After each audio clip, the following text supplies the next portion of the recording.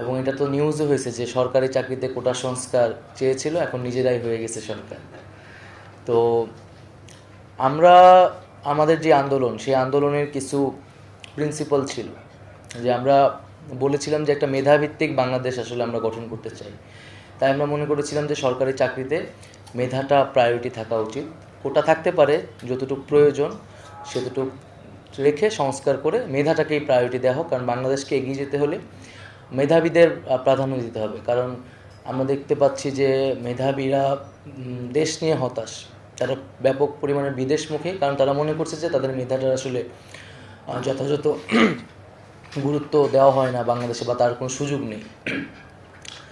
দ্বিতীয়ত, আমরা এই যে একটি অভ্যুত্থান আসলে হয়ে গেল একটা কোটা সংস্কার আন্দোলন থেকে, এটা একটা রাষ্ট্রীয় একটা ন্যাশনাল মুভমেন্টে পরিণত হইল, এর এর একটা অ্যাসপাইরেশন আছে, একটা